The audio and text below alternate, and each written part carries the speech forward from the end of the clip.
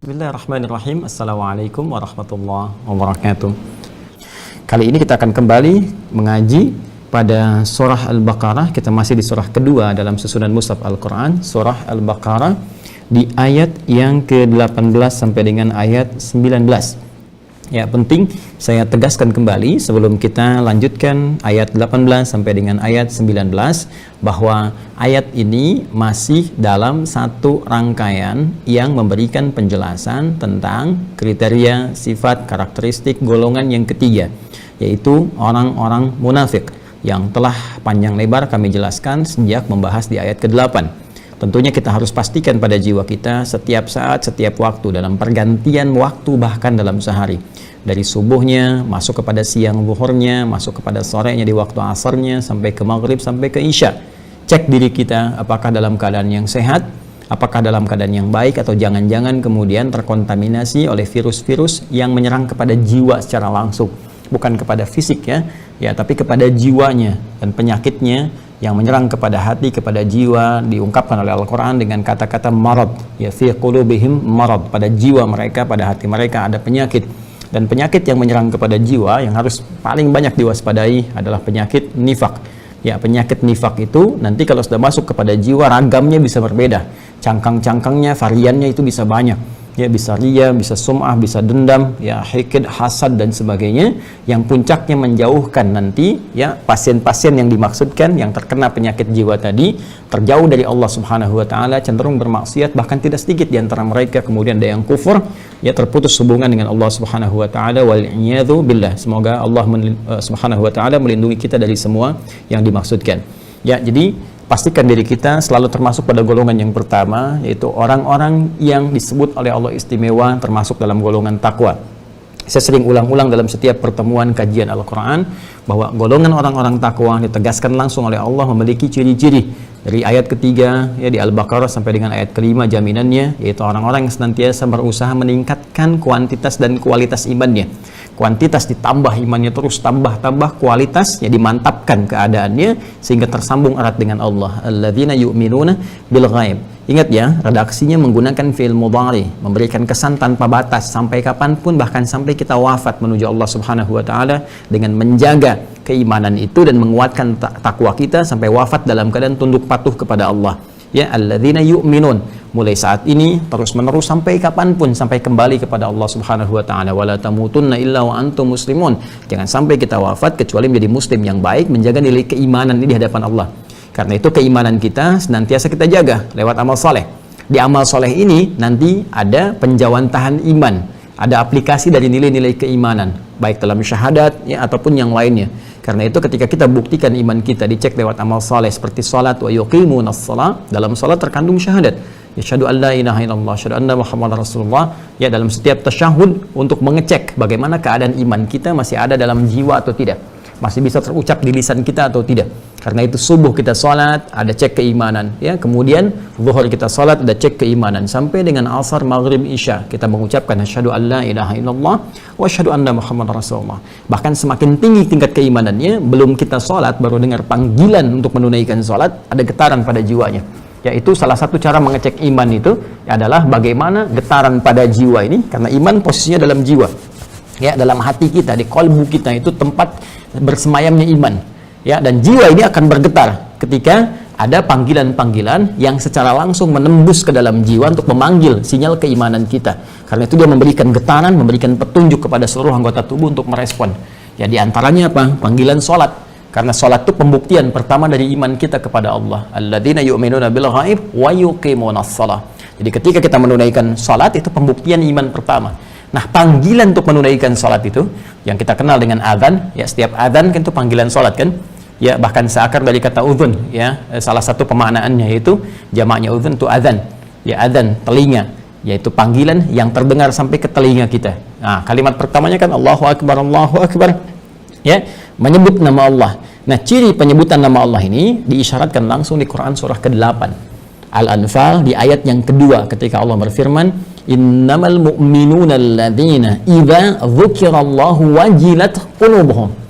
Ya, innamal mu'minuna, sungguh orang-orang yang punya iman yang sejati itu Orang-orang yang imannya benar itu, ya. Idza dzukirallahu, di antara ciri utamanya jika disebutkan nama Allah, diperdengarkan kepada mereka, wajilat qulubuhum. Ada getaran dalam jiwanya, ya, ada getaran dalam jiwanya. Apalagi jika dibacakan ayat-ayat Allah, wa idza tuliyat 'alaihim ayatuhu zadatuhum imana. Jika dibacakan ayat-ayat Allah, disampaikan kepadanya, bertambah keimanannya. Ya, karena itu wajar jikalau azan berkumandang Allahu Akbar, hati kita mengatakan cepat sudah azan, cepat siap-siap. Itu pertanda iman melekat dalam jiwa. Jika ditunaikan dalam bentuk salat, ini pembuktian iman. Dan dalam salat itu kita mengucapkan asyhadu an la ilaha illallah, asyhadu anna muhammadar rasulullah, untuk membuktikan keimanan kita kepada Allah. Selanjutnya nanti akan memberikan dampak penambahan amal saleh, apakah dengan berinfak, kan, interaksi dengan Al-Quran, meyakini akan hari akhirat, dengan itu mempersiapkan, ya, kematian kita, mempersiapkan bekal kita kembali kepada Allah. Itu bentuk-bentuknya. Dan orang ini yang disebut oleh Allah sebagai orang-orang yang berbahagia, mendapatkan naungan kehidupan dari Allah. Ulaika ala hudam mir rabbihim wa ulaika humul muflihun. Dan apapun yang mereka kerjakan, ya, keimanan itu tidak menghalangi kita untuk mendapatkan keberkahan-keberkahan dunia dan tidak menangguhkan, bahkan meruntuhkan posisi kita dalam hal keduniaan yang baik. Tidak. Ya, Anda bisa menjadi misalnya insinyur, jadi dokter, jadi dosen, jadi polisi, jadi tentara, ya, bahkan jadi gubernur, jadi menteri, jadi presiden, jadi apapun, silahkan. Ya, tapi dengan catatan keimanan melekat pada jiwa. Masya Allah, gubernur yang beriman, presiden beriman, menteri beriman, insinyur beriman, dokter yang beriman, yang mendekat kepada Allah. Sehingga iman itu akan membimbing seluruh tugas kehidupan kita supaya mendapatkan ridha Allah Subhanahu wa Ta'ala. Nah, ini yang penting kita cek, terutama dalam setiap kajian kita lihat kembali, cek kembali apapun pekerjaan kita. Coba cek, ya, kalau hanya dokter mengobati misalnya dengan izin Allah, ya, kemudian menangani tindakan medis, kalau hanya seperti itu, jangankan yang beriman, yang tak beriman pun bisa mengerjakan itu. Lantas pertanyaan saya, di mana peran iman Anda yang memberikan pengaruh pada profesi Anda? Iman Anda itu memberikan pengaruh apa sih pada profesi Anda? Ya, pada kedokteran Anda, pada kesehatan misalnya, tugas Anda, apakah sebagai perawat, tenaga medis, dan lain sebagainya. Apa sih yang membedakan iman Anda dengan yang lainnya? Ya, pada pekerjaan Anda tentunya. Ya, pun demikian pada yang lain, pada insinyur, pada dosen, pada guru, ya kan? Pada pengacara, pada hakim misalnya, pada gubernur, pada wali kota, sampai ke presiden, sampai ke ustadz, kiai, habaib, dan sebagainya. Mesti ada bedanya. Jadi apapun yang kita kerjakan dalam kehidupan, iman itu akan memberikan perbedaan. Ada kesan tersendiri, ada aura yang membedakan antara orang beriman dengan yang belum beriman. Ya, saya gunakan redaksi belum beriman karena ada harapan besar. Sebelum ya wafat, sebelum nyawa sampai di kerongkongan, ada kesempatan terbuka untuk mendapatkan hidayah Allah Subhanahu wa Ta'ala. Sepanjang kita mau berusaha. Walladzina jahadu fina lanahdiyannahum subulana. Orang-orang yang berusaha keras untuk mendapatkan hidayah Allah, dia berikhtiar, kan? Maka Allah akan tunjukkan banyak jalan untuk kembali kepada Allah Subhanahu wa Ta'ala. Baik, dan hati-hati dengan sikap kufur, memutus hubungan dengan Allah dengan sebab-sebab yang pernah saya bahas secara panjang lebar dari tafsir ayat ke-6 dan ke-7 surah Al-Baqarah, terutama pengaruh-pengaruh lingkungan sekitaran kita. Makanya hati-hati di mana tempat Anda bergaul, ya, tempat Anda bekerja, cek lagi. Jangan sampai di tempat kerja itu menjauhkan Anda dari sholat, bahkan dilarang untuk ibadah, gitu kan?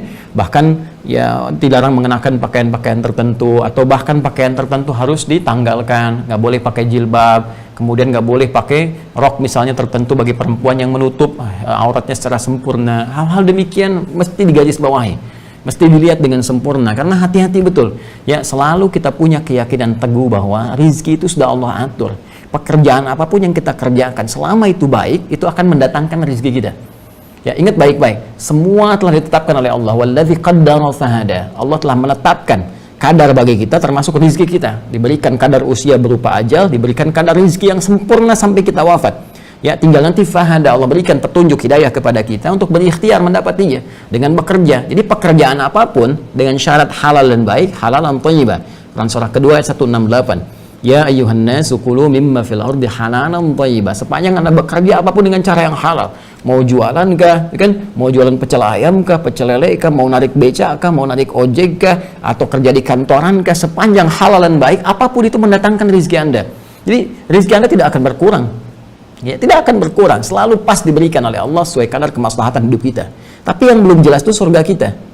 Ya, karena itu kita mencoba mencari rezeki itu dengan menjalani amal soleh sesuai petunjuk Allah, supaya di setiap aktivitas kita ada pahala dituliskan. Ya, bedanya kan di situ aja, masuk ke mulut, keluar dalam bentuk kotoran, sama saja. Ya, dan sampai kita wafat. Jadi bersabar dalam perjuangan ini, kita bekerja, beraktivitas sesuai petunjuk Allah sampai tiba waktunya pulang. Nanti bekal itu yang membedakan status pulang kita di hadapan Allah Subhanahu wa Ta'ala. Boleh jadi yang dianggap biasa-biasa, makannya mungkin hanya sebatas biasa, menunya biasa, atau bahkan yang makan ubi dan sebagainya, itu mungkin pahalanya begitu banyak, ya, karena mengikuti tuntunan Tuhan kebaikan, ya. Tidak harus kemudian kita mengerjakan yang terbatas. Anda mau kerja sukses luar biasa pun silahkan. Cuman perbedaannya jadikan itu sebagai ibadah. Boleh jadi yang kita pandang rendah itu nilainya banyak di sisi Allah untuk bekal pulang akhiratnya. Bukan konteks dunianya, karena dia memilih mungkin yang biasa-biasalah. Sampai saya meninggal, yang penting saya jalani kehidupan ini sesuai dengan fungsi yang telah Allah tetapkan. Sampai saya pulang, saya bersabar. Begitu pulang, statusnya bisa terbalik. Ya, jadi pandai-pandai melihat bagaimana kita beraktivitas sesuai dengan petunjuk yang telah Allah tetapkan pada kehidupan kita. Anda boleh pilih jadi apapun. Ya, miniaturnya sudah ada di era sahabat Nabi Shallallahu Alaihi Wasallam ketika mereka mendapatkan pendidikan langsung dari Rasulullah Shallallahu Alaihi Wasallam. Islam itu luar biasa, komprehensif. Ya, semua petunjuk dari bangun tidur sampai tidur itu ada. Ayat-ayatnya terbentang, hadis penjelasan secara terperincinya ada. Contohnya ada, tipikal orangnya ada. Silahkan cek, demi Allah saya katakan. Anda mau cari model apapun akan ditemukan di Islam. Silahkan cek. Ya, di era-era Nabi diberikan petunjuk dan mereka jadi. Anda mau jadi pejabat, banyak pejabat di masa Nabi. Aktif di militer sampai Nabi punya panglima 38 orang dari 12.000 orang sahabat. Itu kekuatannya luar biasa. Ya, Anda mau jadi pengusaha, silahkan cek siapa yang bisa sekarang bersaing dengan Utsman bin Affan, Abdurrahman bin Auf radhiyallahu taala anhuma.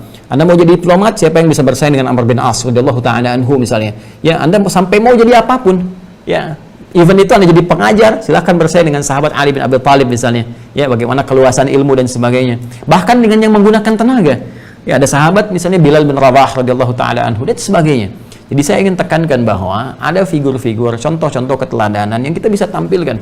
Karena itu saya sarankan sih teman-teman sekalian, dalam suasana seperti ini banyak baca, ya, banyak belajar. Terus teman-teman yang kreativitasnya ya, yang public figure tuh, yang artis-artis dan penulis skenario, lebih baik Anda tampilkan yang demikian daripada Anda tampilkan sinetron yang kaleng-kaleng, yang nggak jelas gitu kan, arahnya kemana, cipika-cipika nggak karuan gitu kan. Nah itu menurut saya tinggalin aja lah. Ya, lebih baik kita cari yang berkualitas, tontonan yang baik. Ya, toh itu membangun karakteristik yang bagus, menguatkan mentalitas, membangun kemakmuran bangsa juga, daripada orang nggak jelas. Tampilkan ini dan itu, ujung-ujungnya pada tindakan kriminal semua. Ya, diajarin begini, diajarin begitu, anak-anak SD udah mikirin percintaan dan sebagainya. Ya, orang menyebutnya cinta monyet, padahal monyet pun belum tentu begitu gitu kan. Nah, ini yang kadang-kadang mohon maaf kita mesti kembalikan pada aspek yang benar. Ya, karena itu teman-teman sekalian, hati-hati dengan penyakit sekitaran kita yang mendekatkan bahkan kepada kekufuran, ya, kepada kekufuran sehingga terputus hubungan dengan Allah Subhanahu wa taala. Hati-hati, telinga jauh pendengaran dari sifat-sifat, petunjuk-petunjuk ayat-ayat Allah, kemudian apalagi pandangan juga sulit menatap ayat-ayat Allah sampai hatinya sulit menjadi terkunci, itu berbahaya sekali, ya. Berbahaya sehingga banyak mendekat kepada Allah, jauhi lingkungan-lingkungan yang tidak kondusif. Baik, sekarang lanjutkan pada golongan yang ketiga, seperti pernah kita bahas, ini yang terkontaminasi dalam dirinya oleh penyakit nifak. Jadi bedanya dengan yang kedua, kalau golongan kedua jelas menyatakan dirinya kufur, memutus hubungan dengan Allah, tidak mengakui Allah sebagai Tuhan yang hak, gitu kan? Ya, dia mencari Tuhan tapi tidak sampai kepada Allah, gitu kan? Karena pengaruh-pengaruh lingkungan sekitarannya. Karena itu dia terus kemudian didakwahi supaya kembali kepada jalan kebaikan. Yang ketiga ini menarik. Ya, menariknya apa? Menariknya dia mengatakan diri beriman. Dia mengatakan beriman kepada Allah, beriman kepada Nabi, ya, kepada Rasul dan seterusnya. Nah, cuma persoalannya teman-teman sekalian, imannya ini bercampur dengan keburukan. Jadi nggak tulus, ya, antara lisan dengan hatinya berbeda, sehingga perilakunya tidak konsisten, tidak sebangun dengan keadaan hatinya, karena hatinya terkontaminasi oleh pengaruh virus nifak itu. Ya, ini yang menjadikan tindakannya menjadi aneh. Maka kita juga kadang-kadang bingung. Ya, ini orang kenapa sih? Katanya ngaku muslim, tapi bicaranya aneh gitu. Ya, ada mengaku muslim menghalalkan zina, gitu kan? Ada mengaku muslim mengatakan semua agama sama. Ada mengaku muslim kok aneh menyoal persoalan jilbab, menyoal persoalan orang tahajud, menyoal persoalan orang baca Al-Qur'an. Ini Islam apa bukan gitu kan? Nah, padahal dia mengatakan misalnya saya muslim, di KTP-nya dia Islam gitu kan? Nah, ini jadi persoalan.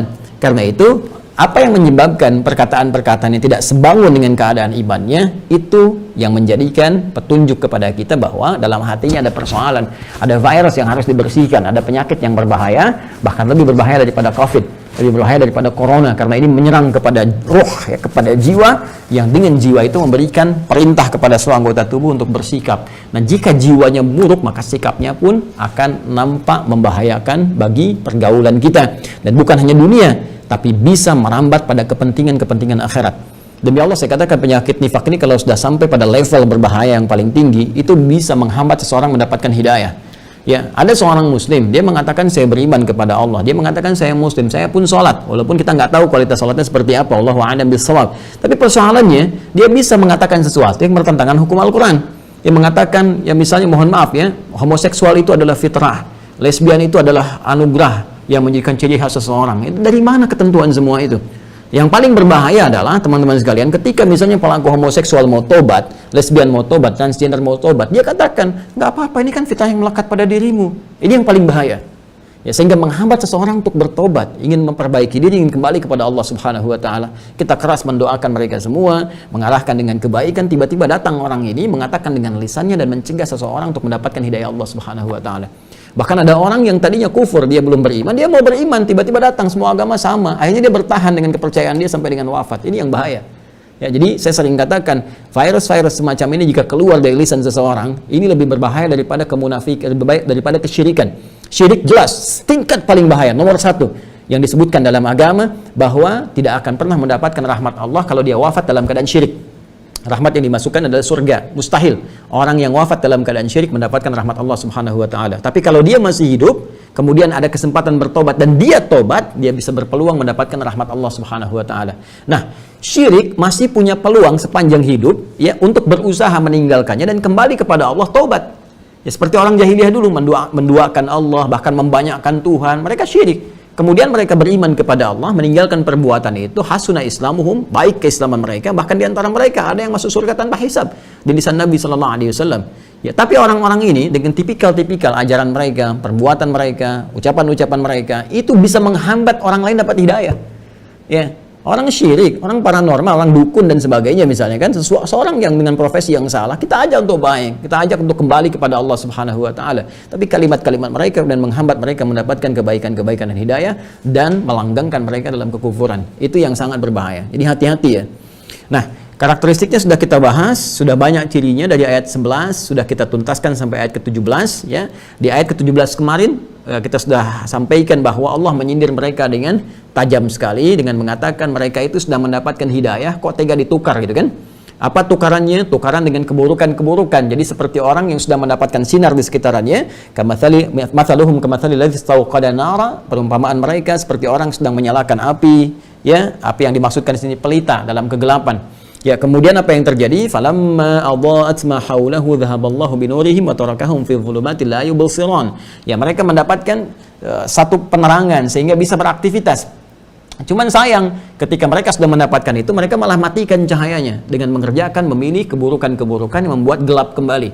Itu ilustrasi yang sangat indah. Jadi orang-orang munafik ini sudah mendapatkan cahaya Islam. Mereka kenal sebetulnya, mohon maaf ya, kenal halal, kenal haram, kenal sholat, kenal Allah, itu kan cahaya. Nggak mudah, nggak setiap orang bisa dapat ini gitu kan. Setelah dapat itu semua, mereka tukar dengan penyakit tadi ya, karena kepentingan dunia, karena janji materi, karena janji kedudukan, karena janji macam-macam gitu kan. Mereka tinggalkan kemudian cahaya berupa hidayah tadi dengan perbuatan mereka, sehingga padamlah. Hukum Allah berlaku di sini karena mereka memilih padam, maka Allah padamkan itu ya, sampai mereka nanti mau kembali lagi, illa man taba, kecuali mereka mau tobat kembali kepada Allah Subhanahu wa taala. Nanti di Quran surah keempat An-Nisa di ayat 144-nya ya, Allah berikan kesempatan. Jadi Allahu akbar, rahmannya Allah Subhanahu wa taala, Allah ya Rahman ya Rahman ya Rahman ya Rahman. Sifat kasih Allah menjadikan setiap hamba berpeluang dapat hidayah sampai ke titik paling maksimal, sampai nyawa sampai di kerongkongan. Jadi sebelum itu terjadi, semua punya kesempatan yang serupa. Karena itu saya sering katakan dalam ungkapan, setiap hamba punya hak untuk menjadi soleh. Ya, setiap hamba punya hak untuk menjadi soleh. Tinggal kewajiban dia untuk meniti jalan itu supaya mendapatkan kesolehan yang menjadi haknya. Jadi soleh itu hak kita teman-teman sekalian, hak kita. Cuman hak itu kan bersanding dengan kewajiban. Jadi kalau Anda ingin mendapatkan hak, maka kewajiban kita mengejarnya. Ya, gaji itu hak kita yang kita peroleh dari pekerjaan. Cuma kalau Anda ingin mengejar gajinya, maka tunaikan kewajibannya, tunaikan pekerjaannya. Nggak mungkin kan tiba-tiba gaji datang, ya tanpa pekerjaan, gabut, gaji buta gitu kan. Ya tiba-tiba datang, nggak tercatat, nggak apa, tiba-tiba datang misalnya gaji, mustahil. Mesti ada yang mengiringi, mesti ada kausalitas, sebab akibatnya di situ. Maka kalau hak ini ingin kita dapatkan, kewajiban penuhi. Sama persis kalau kesolehan itu hak kita, mesti kita dapatkan, itu punya kita. Itu punya kita, punya setiap kita. Nah, kalau kita ingin mendapatinya, maka apa yang harus dilakukan? Maka penuhi kewajibannya. Berikhtiar kita untuk mendapatkan kesolehan itu. Jalan pertama kita tobat, tinggalkan perbuatan-perbuatan buruk, gitu kan? Tinggalkan penyakit-penyakit yang bisa mendera dalam kehidupan dan kembali kepada jalan yang benar. Sesederhana itu. Dan mengikuti jalan yang benar tidak meruntuhkan posisi keduniaan kita. Ya, apakah kita dengan beriman, hafal Quran, sholat, kemudian jabatan jadi turun? Belum tentu. Harta jadi hilang? Belum tentu. Ya. Banyak sekali orang-orang yang punya keberkahan dunia dengan segala kemewahan, keagungan yang Allah berikan sebagai bonus kehidupan, tetap memberikan manfaat bagi dia saat kembali ke akhirat nanti. Itu pilihan terbaik. Ya, saya kan sering tawarkan kepada Anda dalam kajian-kajian offline di ta'lim-ta'lim kita. Semoga Allah segera memberikan kenikmatan pada kita untuk merasakan kenikmatan ta'lim di majelis ilmu, ya, kita bergabung kembali. Saya sering katakan kepada Anda pilih mana? Ya, pilih mana? Kaya tapi gelisah atau miskin tapi tenang? Kan Anda selalu memilih kaya dan tenang, kan? Ya kan? Ya silahkan, kaya ilmu, kaya harta, kaya kedudukan, kaya apapun. Tapi kita tenang, kekayaan itu, ilmu itu, jabatan itu memberikan ketenangan pada jiwa dalam arti mendapatkan rahmat Allah Subhanahu wa Ta'ala. Itu yang paling ideal dalam kehidupan. Nah, jadi orang-orang ini bahayanya adalah karena dia memilih kegelapan, dia memilih menjauh dari Allah, padahal cahaya sudah diberikan, Allah sudah kasih, dia tinggalkan. Ya, itu yang paling bahaya. Allah sudah berikan cahaya, dia padamkan. Ini masalahnya. Ya, sama persis nih. Ya, orang PLN dah nyalain listriknya, dia matiin lampunya. Ini persoalannya kan?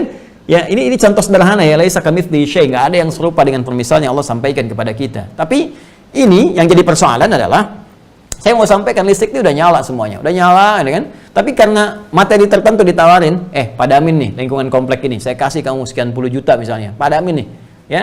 Terus dia padamin karena menginginkan pemberian yang sifatnya tadi terbatas tadi, sementara tadi, dan belum tentu dinikmati, boleh jadi dia ambil dan meninggal, ya kan? Sama persis gitu kan? Kita kembalikan, orang sudah diberikan hidayah, bisa menatap segalanya, tahu ini halal, ini haram, ini kita mengerjakan sholat, tidak dapat berkahnya dan sebagainya, ada kenikmatan dalam jiwa, karena iming-iming dunia tertentu, terkontaminasi kemudian hatinya, kena penyakit jiwanya, maka ditinggalkan cahaya itu sehingga padam keadaannya.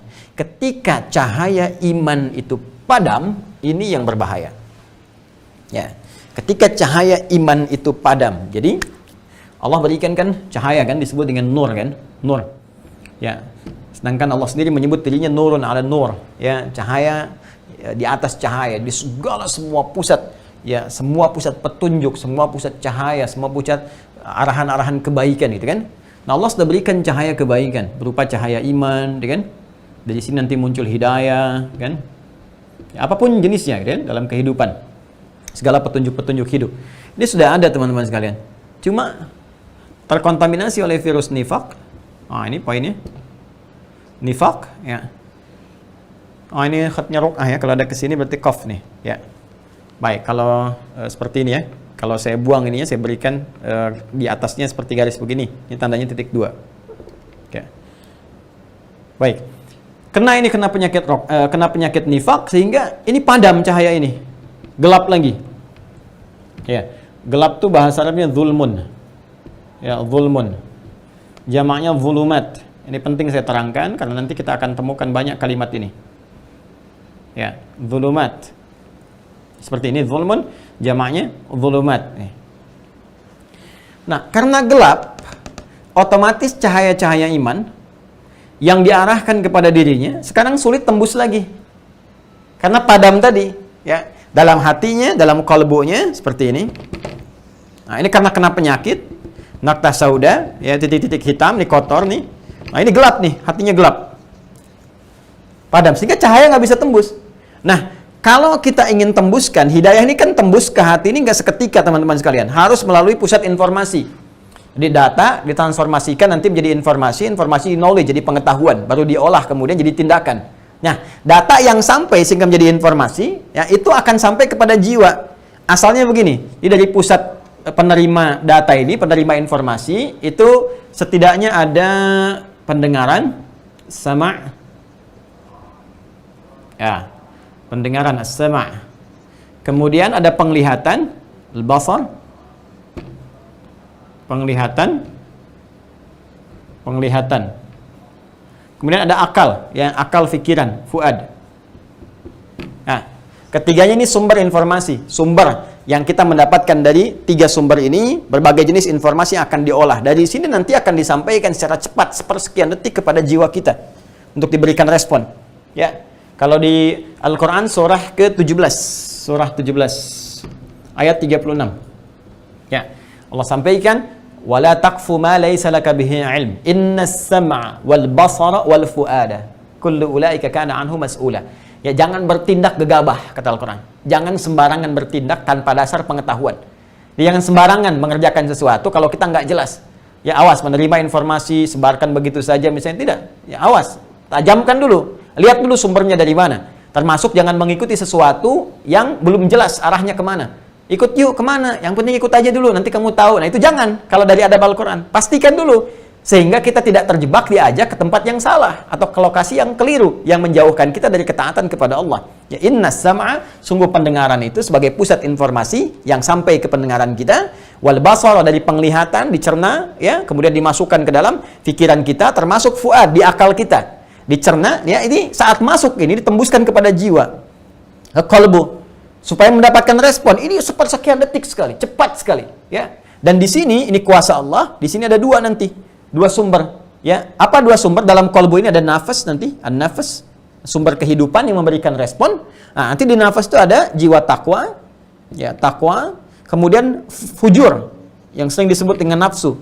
Ya, wa nafsin wa ma sawaha fa alhamaha fujuraha wa taqwaha. Ini yang memberikan respon yang positif, yang baik-baik. Ini lawannya menjadi katalis pada yang baik. Nah, yang ini dimanfaatkan oleh setan.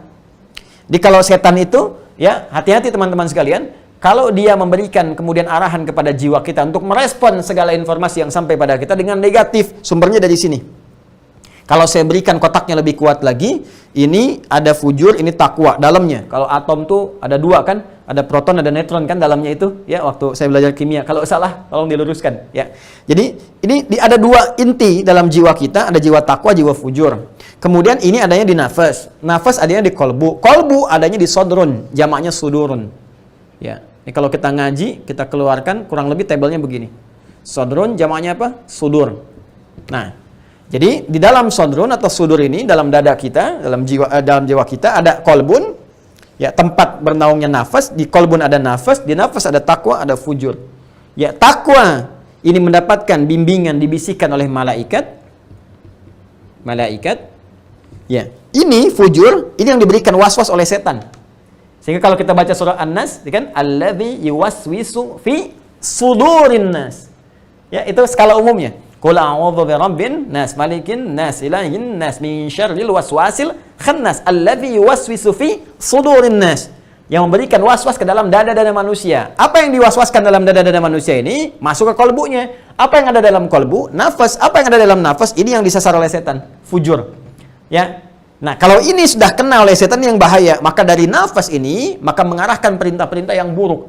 Dari nafas ini, ya, muncul kemudian perintah-perintah buruk. Ya, diberikan instruksi untuk mengerjakan segala yang jelek di sini. Ini nafas. Ini yang dimaksudkan Quran surah ke-12, ayat 53. Wa ma ubarri'u nafsi, innan nafsa la'ammaratum bisu. Ya, kita nggak bisa menganggap diri kita sebagai orang suci karena ada nafas di sini, bagiannya adalah fujur yang digoda oleh setan. Ini berpotensi kalau tergoda, terkuasai oleh setan, bahaya. La ammaratum bisu, ini menyuruh kepada keburukan. Illa ma rahima rabbi, kecuali yang dirahmati Allah. Bagaimana mendapatkan rahmat Allah itu? Dengan meningkatkan takwa. Ya, takwa ini nanti yang akan meluntuhkan godaan-godaan setan sehingga mengarahkan stimulus ini, respon-respon dari sini mengarahkan sebagai segala nilai kebaikan. Ini yang menjadikan kita kalau nonton sesuatu ada gambar jelek, palingkan. Nah, ini jiwa takwa nih. Tapi kalau ini kalah oleh bisikan setan, ini yang naik. Tonton aja dulu, ntar bisa tobat gitu kan. Nah, ini yang bahaya. Jelas teman-teman sekalian ya. Jadi ini di antara rumusannya seperti ini. Nah, yang menariknya ini, Masya Allah, ini cuma Al-Quran. Cuma Al-Quran, cuma Al-Quran. Tabaraka Rahman, Tabarakallah, Tabarakallah, Tabarakallah. Ini malaikat disebutkan 88 kali dalam Al-Quran. Setan disebutkan 88 kali. Ingin memberikan kesan bahwa teman-teman sekalian, ini sepanjang dalam kehidupan, ya, ini pengaruh-pengaruh ini selalu terjadi. Ini diberikan kepada yang baik-baik, setan pun terus memberikan kepada yang buruk. Sehingga ini selalu ada pertentangan dalam jiwa kita. Dalam setiap menyikapi segala hal. Pasti mengambil keputusan yang namanya manusia akan ada pergolakan dalam jiwanya. Ya, kemampuan kita untuk meningkatkan takwa guna menaklukkan godaan-godaan setan ini. Jadi kalau ininya naik, qad aflaha man zakkaha, pasti kita akan bahagia. akan tenang, kita akan tundukkan. Dia nggak punya kekuatan setan ini. Dia nggak pernah maksa. Cuman menggoda aja. Makanya kalau takwa kita kuat, ini akan hancur dengan sendirinya godaan-godaan setan. Ya, akan turun dengan sendirinya. Ya, karena itu nanti Allah kemudian memberikan pedoman kepada kita untuk selalu meningkatkan takwa. Kan kita cara berpikirnya begini, ya Allah, aku ingin takwanya naik nih supaya bisa menaklukkan setan. Bagaimana caranya? Maka oleh Allah diberikan kepada kita jalan. Ya, jalan dalam bahasa Arab disebut syara'ah namanya. Jalan yang jadi pedoman disebut syariat namanya. Maka muncul syariat. Di dalam syariat itu ada pedoman-pedoman menguatkan ketakwaan kita. Apa diantaranya? Setelah kita bersyahadat, syahadu an la ilaha illallah, syahadu anna Muhammadar Rasulullah, Allah berikan jalan berupa sholat. Nah, sholat yang dikerjakan itu berfungsi meningkatkan takwa. Karena itu ketika Allah menyebutkan kalimat sholat pertama digandengkan dengan kelompok orang-orang takwa. Dzalikal kitabu la raiba fihi hudal lil muttaqin. Siapa muttaqin orang takwa itu? Lihat ayat 3-nya. Alladzina yu'minuna bil ghaib wa yuqimunas shalah. Nah, jadi ketika kita menunaikan sholat, pada hakikatnya kita menginginkan takwanya naik, ini poinnya. Sehingga dengan naik ini pengaruh-pengaruh buruk hilang. Ya, ini yang menjadikan hikmah di balik sholat itu mencegah pengaruh-pengaruh buruk yang mungkin muncul dari godaan setan. Setan kan kalau menggoda cuma dua jenisnya. Kalau bukan fahsya, mungkar. Fahsya keburukan yang datang lewat syahwat. Pornografi, porno aksi, LGBT, gitu kan, kata-kata jorok dan sebagainya.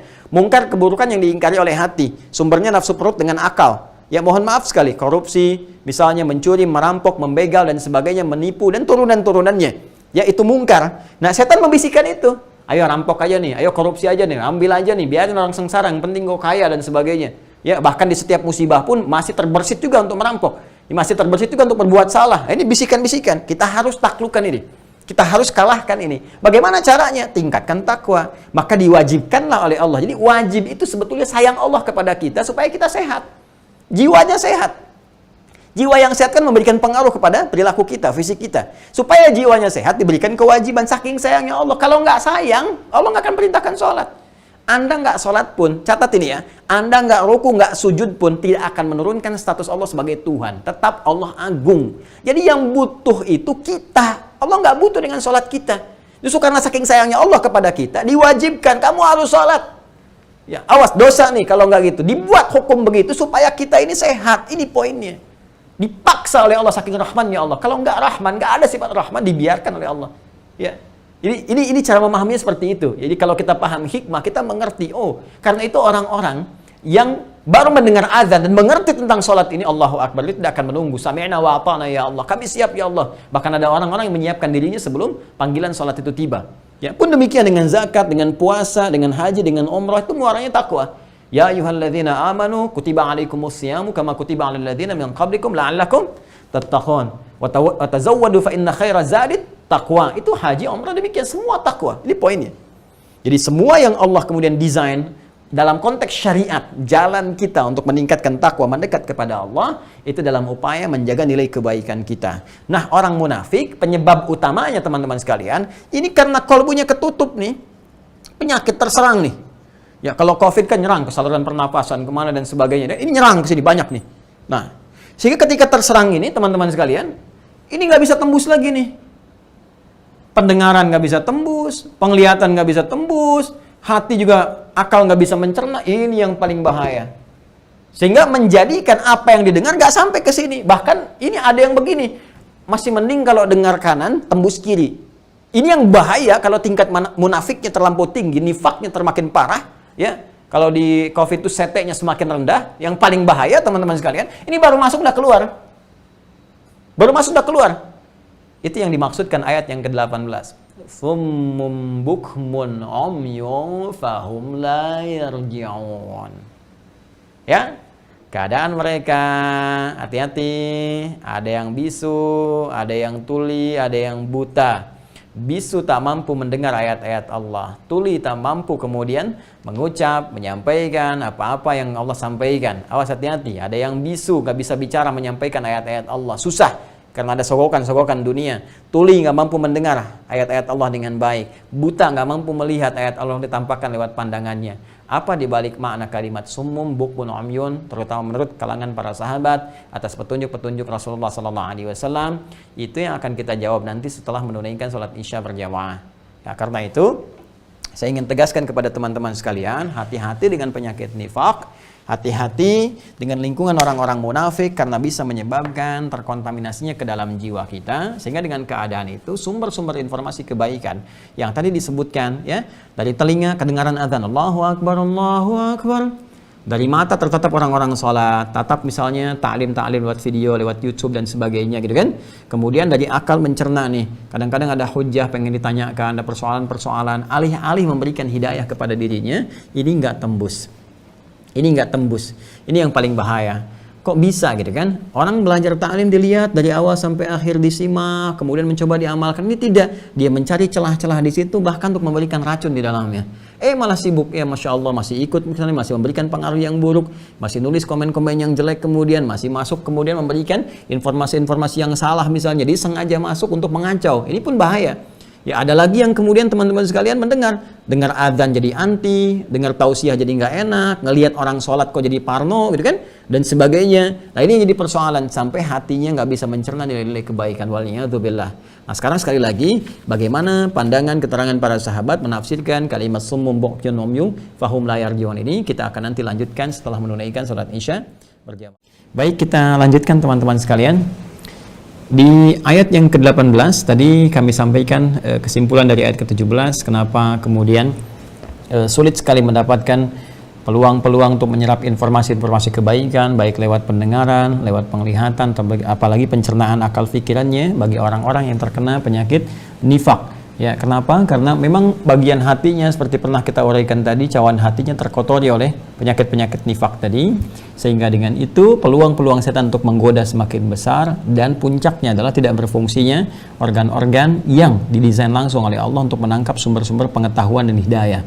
Nah, karena itulah di ayat ke-18 Allah menegaskan summum bukmun umyun fahum la yarji'un.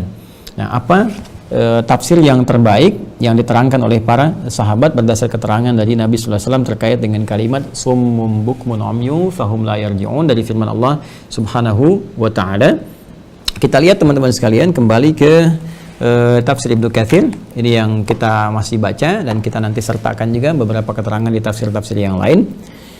Wa qala Ali bin Abi Talhah, dan telah menyampaikan kepada kita, berkata Ali bin Abi Talhah, ya, an Ibnu Abbas radhiyallahu taala anhuma, sumbernya diperoleh dari sahabat junior Ibnu Abbas radhiyallahu taala anhuma, semoga Allah meridhai kepada beliau. Saya katakan sahabat junior ini merujuk pada era kehidupannya bersama Nabi sallallahu alaihi wasallam. Di era kehidupan bersama Nabi sallallahu alaihi wasallam, sahabat secara umum berdasarkan usia mereka dibagi kepada 3 kelompok utama. Ada sahabat-sahabat senior seperti Abu Bakar As-Siddiq, Umar bin Khattab radhiyallahu taala anhuma, gitu kan. Pun demikian juga dengan Utsman bin Affan dan beberapa yang lainnya. Ada sahabat-sahabat kalangan pemuda ya seperti Ali bin Abi Thalib radhiyallahu taala anhu.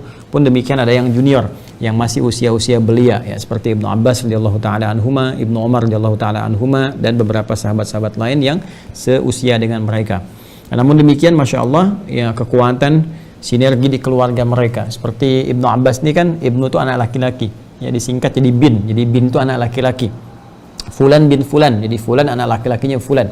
Isa bin Maryam, ya Isa alaihissalam anak laki-lakinya Maryam ya alaihissalam. Ya, kalau Ibnatun ya disingkat jadi Bintun, jadi anak perempuan. Ya misalnya Fatimah ya binti Rasulullah sallallahu alaihi wasallam, Sayyidah Fatimah ya putri atau anak perempuannya Rasulullah sallallahu alaihi wasallam. Jadi ketika bisa katakan ada ibnun, ada ibnatun. Kalau hamzah wasalnya hilang maka disingkat bin dengan bintun. Ya. Nah, Ibnu Abbas bin Abbas jadi anaknya Abbas, anak laki-lakinya Abbas radhiyallahu taala anhuma. Siapa yang dimaksudkan adalah Abdullah, namanya Abdullah. Jadi Abdullah bin Abbas. Hanya kemudian dihilangkan Abdullahnya, disertakan bin kepada ayahnya untuk memberikan kesan bahwa salah satu hikmahnya ini Abdullah kecil jadi begini karena peran ayahnya juga. Jadi kalau teman-teman ngaji di hadis misalnya, kalau mau bahas jangan langsung ke matan, kalau bisa kita kaji sanad dia dulu. Sanad itu transmisi orang-orang yang meriwayatkannya ya sampai nanti ke Nabi sallallahu alaihi wasallam. Nanti menerima dari situ seorang sahabat, terlebih nanti kepada orang setelahnya sampai diterima kepada kita. Itu sanad namanya. Nah, kadang-kadang orang langsung ngaji kepada matan, kepada isinya, informasinya dengan mengabaikan sanad. Nah, itu menurut kami agak kurang sempurna, karena nanti di balik sanad itu ada hikmah. Di balik periwayat itu ada pesan kepada kita. Kenapa kok yang meriwayatkan tiba-tiba orang ini gitu? Apa yang terjadi dengan mereka? Nah, tidak banyak orang-orang mengetahui bahwa orang-orang sahabat-sahabat radhiyallahu taala anhum yang meriwayatkan hadis ini juga latar belakangnya ya bukan orang-orang biasa. Bahkan ada di antara mereka yang telah lumur oleh keburukan misalnya, bahkan ada di antara mereka yang pernah jadi pembegal, ya seperti Jundub bin Junadah, dengan hidupnya larut dalam pembegalan, kan seringkali melakukan perompakan dan sebagainya. Tiba-tiba ada sentuhan kepada jiwanya untuk berubah. Saya pengen hijrah, pengen berubah, pengen taubat, kan?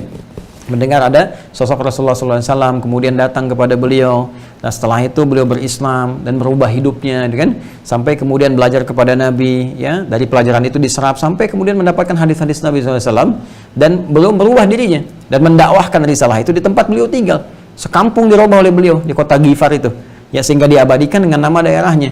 Kalau saya misalnya ya, berasal misalnya dari Pandeglang, kan saya lahir di Pandeglang, bisa dikatakan Al Pandeglangi, kan di situ menunjuk kepada asal wilayah tempat. Seperti Al Bukhari, nama aslinya kan Muhammad, ya, Muhammad bin Ismail bin Ibrahim bin Al Mughirah bin Al Bardizbah, ya, Al Ju'fah, Al Ju'fi dari kata Ju'fah, dari kemudian ibu kotanya apa namanya, kabupatennya Bukhara, provinsinya Khorasan, sekarang masuk Uzbekistan.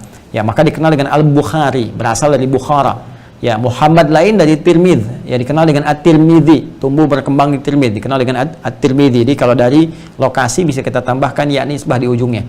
Syekh Nawawi Al-Bantani, kan?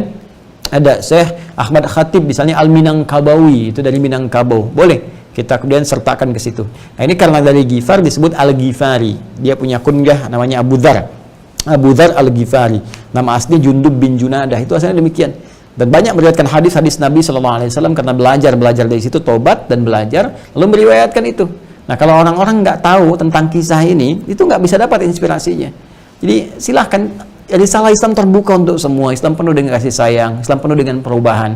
Jadi kalau ada orang mengatakan Islam sumber terorisme, dia kurang baca, dia kurang pendalaman, dia kurang sehat. Itu poinnya. Kenapa? Karena orang-orang pelaku teror zaman dulu justru dengan datangnya Islam pada jadi baik. Ya, jahiliyah kan penuh dengan pelaku teror. Teror perzinahan, teror mabuk-mabukan, teror perampokan, teror perompakan, teror begal, itu komplit deh. Pusat terorisme itu ada dalam kekerasan-kekerasan yang kadang-kadang nggak kita bisa bayangkan ekstrimnya. Dan ketika risalah Islam itu datang, mereka berubah jadi orang-orang baik. Jadi logika berpikir orang sekarang itu ada yang terbalik kalau mengatakan Islam menginspirasi terorisme. Ini ada yang salah, ada yang kurang baca, ada yang kurang sehat, kan? Ada yang kurang pendalaman di dalamnya, kurang wawasan. Nah, karena itu belajar Islamnya harus yang sempurna, harus yang baik, yang benar. Ya, makanya saya sering katakan kalau ada orang-orang di pengajian mengajak Anda nembak orang, bom orang, ini dan sebagainya, itu pasti ada yang salah. Jangan diikuti, tinggalkan, karena risalah Islam jauh dari yang demikian. Kecuali pada hal-hal yang dibenarkan secara syariat dan dalam membangun kemaslahatan dalam kehidupan.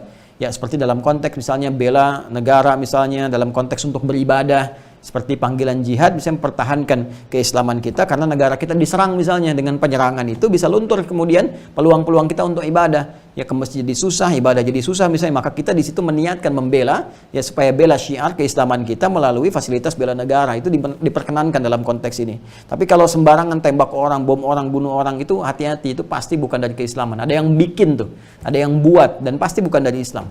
Ya, jadi teman-teman mesti hati-hati dalam konteks demikian. Nah, saya mau katakan bahwa banyak orang-orang berubah dari belajar sanad ini. Termasuk ketika kita bicara tadi tentang Ibnu Abbas radhiyallahu taala anhuma. Abbas itu kan paman Nabi, pebisnis, pedagang. Aktivitasnya banyak. Tapi di balik kesibukannya, ya, dan apa yang beliau kerjakan dalam aktivitas bisnisnya, dagangnya, itu tidak menghentikan beliau untuk belajar kepada Nabi. Ya, walaupun Nabi SAW itu keponakannya, beda 3 tahun usianya ya dengan Nabi SAW. Itu kan paman Nabi Abbas radhiyallahu taala anhu. Maka nggak semuanya bisa beliau waktunya gunakan untuk belajar.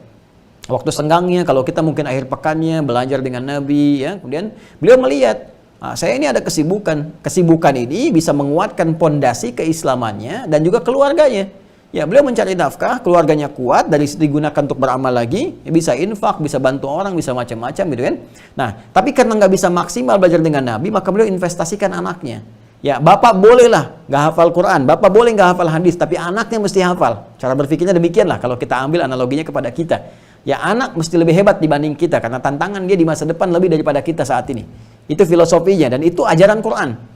Makanya ketika Allah memberikan gambaran tentang kehidupan ya Imran dengan istrinya Hannah, bagaimana mendidik supaya Maryam lebih baik daripada kedua orang tuanya, dan jadi baik.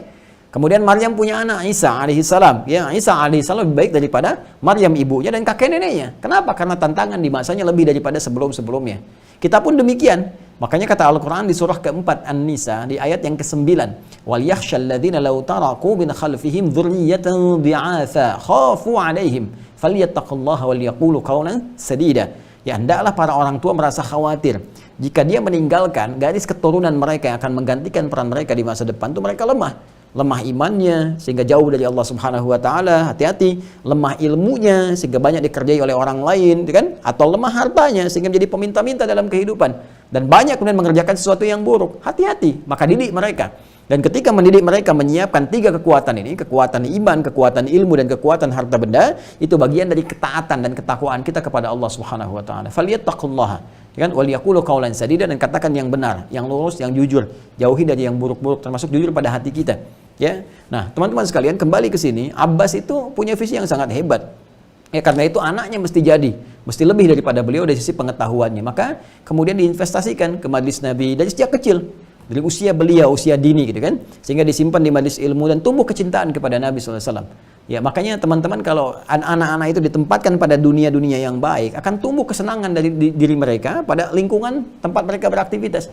Jadi kalau Anda ajak anak Anda ke tempat majelis ilmu, dekatkan misalnya dengan nama-nama ustadz, itu anak itu akan menyebut-nyebut Ustadz Fulan, kemudian terngiang ceramahnya dan sebagainya, ada rasa cinta dia, ada kadang-kadang pengen ketemu, ada kadang-kadang pengen ngelihat lagi, nanti dia akan ikuti, jadi model dalam kehidupan dia. Ya, setelah itu apa yang terjadi? Boleh jadi apa yang disampaikan ustadz-ustadz yang dimaksudkan terserap dalam benaknya dan bisa lebih pintar daripada ustadznya, bisa terjadi di kemudian hari. Ya, dan apa yang terjadi kepada Abdullah kecil itu dititipkan di majlis Nabi SAW, termasuk Nabi dalam lingkar keluarga ahli bait Nabi SAW. Apa yang terjadi? Muncul tanda cintanya, senang ke majlis Nabi sampai Nabi doakan, ya Allahumma faqihhu fid din wa alimhu ta'wil. Ya Allah, tanamkan kekuatan padanya untuk memahami dengan sempurna tentang agamanya dan berikan kemampuan untuk memahami detil-detil penjabaran-penjabaran dari makna-makna Al-Quran, ta'wil, sehingga beliau kemudian kelak disebut dengan turjumanil Quran. Ya, penyampai makna Al-Quran yang sangat luar biasa.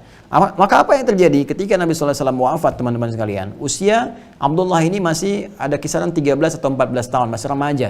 Ya, tapi yang paling dahsyat saat demikian anak ini sudah hafal 2000 hadis. Tatkala bapaknya Abbas hafal 200 hadis. Ya, 200 hadis itu sudah luar biasa kan, dibalik kesibukan hafal, anaknya dapat 10 kali lipat daripada itu. Nah, ini yang menjadikan dia dari kecil cinta dengan keadaan Nabi. Kadang ngikutin Nabi ke rumah Sayyidah Maimunah, pengen tahu bagaimana bangun malamnya. Makanya hadis bangun malam itu, ya termasuk bangun tidur, itu diantaranya diriwayatkan oleh anak kecil tadi. Abdullah, sahabat senior. Ibnu Abbas radhiyallahu ta'ala anhuma. Bisa dilihat di Abu Daud, misalnya Sunan Abu Daud, nomor hadis 1367. Ya, maka beliau mengisahkan bima makna kana Nabi sallallahu alaihi wasallam, adalah kebiasaan Nabi sallallahu alaihi wasallam, idza staiqadha min naumihi, jika bangun dari tidurnya, fajalasa, maka beliau tidak langsung bangkit beraktivitas tapi duduk sejenak. Ya, duduk dulu, menetralkan dulu, kan? Famasaha biyadi min athari naumi, kemudian membersihkan bekas ngantuknya dengan bagian tangan yang diduga bersih. Ya, karena nanti ada bagian tangan yang kotor, teman-teman sekalian, kita duga kotor, itu ada nanti hadis lain meminta menyuci terlebih dahulu, ya saat bangun dari tidur. Tapi kalau kita padukan dengan yang ini, maksudnya bagian tangan yang bersih. Hilangkan bekas kantuk dulu, sehingga kita dalam keadaan sadar. Nah, jadi jangan ujuk-ujuk baru bangun baca doa. Boleh jadi belum sadar, mengucapkan sesuatu tanpa kesadaran. Ya, alhamdulilladzi ahyana madama nusyur, bangun jam 3, begitu melek lagi begini, selesai baca doa jam 5. Gitu ya. Karena belum sadar tadi, bisa terjadi. Ya, karena itu kesadaran dulu, baru faqara'a min khawatimi surah Ali Imran, beliau bacakan 11 ayat penutup surah Ali Imran, dari Ali Imran ayat 110 sampai dengan 200. Kemudian, nah ini yang paling menarik, dikombinasikan dengan hadisnya Al-Bukhari nomor hadis 181 dari Jundub bin Junadah dan Mu'adz bin Jabal. Jundub bin Junadah tadi, yang Abu Dzar Al-Ghifari tadi, teman-teman sekalian, itu meriwayatkan hadis juga setelah itu. Ya, Jundub bin Junadah dengan Mu'adz bin Jabal radhiyallahu taala anhuma. Apa di antara hadisnya? Kalau Nabi bangun dari tidur, beliau mengucapkan alhamdulillahilladzi ahyana ba'da ma amatana wa ilaihin nusyur. Teruskan ke hadis tadi, riwayatnya Ibnu Abbas, maka setelah itu beliau fadhahaba ila shinil mu'allaqah. Ya, maka beliau pergi kemudian ke tempat tertutup, ya, fatawadda, kemudian berwudu beliau, ya, berwudu, menyempurnakan wudunya, maka kemudian bangkit menunaikan salat. Nah, dalam saat menunaikan salat itu Ibnu Abbas pengen ikut. Beliau ada di belakang, ya, ditarik oleh Nabi sallallahu alaihi wasallam untuk sejajar dengan beliau. Nah, ini asal mula teman-teman sekalian, bolehnya imam kalau makmumnya satu orang itu boleh sejajar antara imam dengan makmum. Imam di kiri, makmum di kanan sejajar. Ya, itu boleh, kebolehan dengan hadis ini. Walaupun sebagian mengatakan kalau itu anak kecil karena kekhawatiran. Ya, kekhawatiran terjadi sesuatu maka ditarik. Tapi secara umumnya karena memberikan gambaran yang sifatnya umum, maka boleh-boleh saja posisi dalam sejajar. Jadi boleh kemudian sedikit seperti ini. Ya, kalau saya mau contohkan begini. Ya, mohon izin ya, nanti kita mungkin bisa bikin fikih sholat tersendiri. Mas, ini mas, ini mas. Ah, ini spesial ya. Mohon maaf kameramen ikut dikit ya. Nanti sholat ke bagian kakinya ya. Nah ini kan saya imam satu ya. Ini makmum nih satu orang. Imam pasti satu ya. Imam pasti satu. Kalau makmum itu bisa banyak. Nah makanya kalau nanti kadang-kadang ada yang iseng nanya ke istri ya. Mama kalau imam itu berapa banyak? Satu. Makmum boleh dua, boleh. Tiga boleh, tiga. Empat boleh, empat. Nah, kalau di rumah tangga imam siapa? Papa. Makmum siapa? Mama. Udah nggak usah diterusin. Nggak usah ketawa. Ya. Baik, bismillah. Sekarang fokus gini. Ini kan satu orang teman-teman. Jadi kalau sejajar boleh begini, sejajar. Ini saya imam, misalnya ini makmum. Jadi kalau ke bawah kakinya sejajar. Seperti ini ya. Atau boleh seperti ini. Ini maju. Nah, ini familiar juga. Jadi imam di sini, makmum di sini. Ini agak sedikit ke belakang untuk menandakan ini imam, ini makmum. Ya, cuma nanti perbedaannya ketika datang yang lain. Masbuk ya, ketika masbuk datang. Kenapa juga masbuk ya? Biasanya kan ada Mas Asep, Mas Dery, Mas ini masbuk. Jadi persoalan. Ntar fikih sholat kita bahas. Ya, jazakallah khair. Ini balik. Nah ini sebentar. Ini tadinya di belakang. Jadi pas mau dalam kondisi sholat ini ditarik supaya sejajar kondisinya. Ini hadis yang tadi Abu Daud nomor hadis 1367. Maka beliau mengisahkan Ibnu Abbas pada saat itu. Jadi Nabi SAW itu sholat 2 rakaat ya, khafifatain. Setelah itu 2 rakaat lagi, 2 rakaat lagi, 2 rakaat lagi sampai kita kenal dengan 11 rakaat. Tambahan khafifatain 2 jadi 13. Nah itu asal mulanya. Jadi bukan hanya bercerita tentang sholat malam jumlah bilangan rakaatnya 11. Atau tentang dalil khafifatain yang 2 rakaat, tapi juga ini menunjuk tentang siklus bagaimana perjalanan Nabi bangun dan seterusnya yang diriwayatkan oleh seorang anak kecil. Paham? Duduk lagi sana. Jazakallah khair. Baik ya. Teman-teman sekalian, saya mau teruskan dulu. Nah, apa hadis yang disampaikannya ya? Antum yang ketawa nanti kebagian, maju. Jazakallah khair. Teman-teman mohon izin ya, kita ada di studio Quntul Akhir Institute pada saat ini. Jadi alhamdulillah Allah berikan kekuatan dengan teman-teman yang ada, kameramen, dengan beberapa juga yang bagian IT. Doakan juga mereka ya, supaya mereka istiqamah dalam kebaikan, disehatkan sehingga tayangan kita juga berjalan dengan lancar. Ya, di antara mereka insya Allah sudah ada yang istiqomah, ada juga yang mencari istriqomah. Ya, ada yang belum menikah. Ya, kita doakan lah sebelum kiamat kurang 2 hari sudah ada yang dapat jodohnya insya Allah. Fokus ya, fokus. Bismillah. Nah, ini di antara hadis yang diriwayatkan kepada kita dari 2000 hadis itu, An Ibnu Abbas radhiyallahu taala anhuma, ya. Yang dimaksud dengan firman Allah summum bukmun umyun, ya. Dan mereka itu bisu, tuli dan buta, gitu kan? Yaqulu, ya, beliau menyampaikan la yasma'una al-huda wa la yubsirunahu wa la yaqilunah. Ya, la yasma'una al-huda wa la yubsirunah wa la yaqilunah. Wa kadzalika qala Abu al-Aliyah wa Qatadah Ibnu Di'amah. Demikian pula pendapat ini sama disampaikan oleh Abu al-Aliyah dan Imam Qatadah Ibnu Di'amah. Jadi yang dimaksud di sini seperti apa yang tadi saya sampaikan. Ya, yang saya sampaikan tentunya merujuk ke sini ya, pendapat-pendapat para ulama yang merujuk kepada para sahabat dan dari Nabi sallallahu alaihi wasallam. Jadi yang dimaksud dengan summum bukmun umyun itu bukan sekedar maksudnya buta nggak bisa lihat, umyun ya, atau bisu misalnya nggak bisa bicara, atau tuli nggak bisa dengar dalam konteks fisikal, bukan. Bukan, ini bahasa kiasan. Ini bahasa kiasan, bahasa balaghah, bahasa balaghah. Maksudnya apa? Tadi seperti yang telah kami uraikan, karena kondisi hatinya tadi, qalbunnya, jadi saya bikin lagi kotak begini. Nah, ini teman-teman sekalian. Ini sadrun, jamaknya sudur. Ya kan? Di sini ada qalbu, dalamnya ada qalbun. Di dalam qalbu ini ada nafas. Ya, kita bikin kotak lagi. Ini kotak begini, ini qalbu. Dalam qalbu ini ada nafas. Ya, nafas. Nah, ini kan. Nah, dalamnya lagi baru di sini kita turunkan tadi ada takwa, kan? Takwa, ada fujur. Nah, seperti ini. Nah, ini kan bermasalah nih. Dalam kalbunya fi qulubihim marad. Jadi bayangkan ya, ini penyakitnya bukan cuma menembus ke sini karena dari sini nih. Jadi penyakit titik-titik kotor tertutup sampai ke sini kotak yang ini nih. Ya, sampai ke sini. Tuh, ini berbahaya. Kebayang sekarang ya, dari titik yang paling kecil kotor. Ini. Sehingga ketika ini tertutup, terhalang, saya sering ilustrasikan begini. Kalau saya punya cawan misalnya, kayak gelas gitu kan, terus ditutup nih. Ya, dalamnya udah kotor. Saya mau bersihkan pakai air. Ya, saya mau bersihkan pakai air, gelas nih. Ya, gelas misalnya kan, gelas seperti ini, tertutup, terbuka gini, terus dalamnya isinya kotoran. Ya, tanah kotor dan sebagainya. Kalau kita semprot pakai air, itu kan keluar kan? bisa bersih kan? Tapi persoalannya, jika gelas itu ditutup dari atasnya, ada penutupnya, sehingga air apapun nggak bisa masuk ke dalamnya dan tetap kotor. Ini yang terjadi pada orang-orang yang cawan hatinya kena banyak penyakit. Dan tertutup begini, karena pekat dari sini, maka sumber informasinya nggak bisa masuk. Ya, telinga nggak bisa dengar. La yasma'unal huda, ini nggak bisa dengar. Bukan berarti pendengarannya nggak berfungsi, dia dengar, yang lain dengar. Ya, mohon maaf, hal-hal yang lain dia bisa dengar. Informasi lain dengar, bahkan musik dengar, berita dengar, macam-macam dengar. Tapi ketika Allahu Akbar, nggak tembus tuh. Apa sudah adzan? Tahu, berisik nih. Astagfirullah, berisik. Belum qomat. Nah, dan seterusnya. Jadi ada kondisi-kondisi yang terjadi seperti itu. Dan kalau Quran sampaikan, pasti kejadian. Jadi kalau ada orang-orang anti adzan, padahal dia muslim, ini menunjukkan ada penyakit di hatinya. Sesederhana itu. Sesederhana itu. Ini bagian yang penting kita pahami. Nah, wala yubsiruna, nggak bisa menatap dengan pandangannya. Jadi menarik nih. Dia ngaku Islam, teman-teman sekalian, ngaku muslim, tapi persoalannya begitu melihat orang-orang datang ke masjid, orang-orang baca Quran, nggak ada tuh getaran di hatinya. Nggak ada sentuhan gitu ya.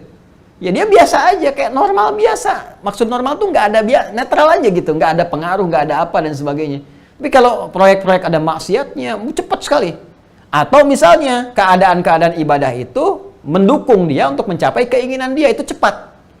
Wah, misalnya sholat ya, dengan pura-pura sholat dapat pengaruh misalnya dari jamaah, dari macam-macam dan sebagainya, itu cepat tuh kalau begitu. Tapi kalau menyengaja untuk sholat, untuk ibadah susah. Ini menunjukkan bahwa di hatinya ada penyakit yang mesti kita doakan, kita dakwahi sehingga kembali pada jalan kebaikan. Pun demikian, la yaqiluna, nggak bisa mencerna akalnya. Jadi debat aja terus. Nggak ada keinginan menerima, yang ada di debat aja. Orang tahajud kok didebat, aneh tuh. Orang baca Quran didebat, orang mau baik kok malah didebat. Aneh. Ya, apa soleh itu harus begitu? Terus harus bagaimana, Suneo? Ya, apa soleh itu menurut persepsi Anda? Kalau setiap diarahkan kepada persepsi manusia, masing-masing punya persepsi.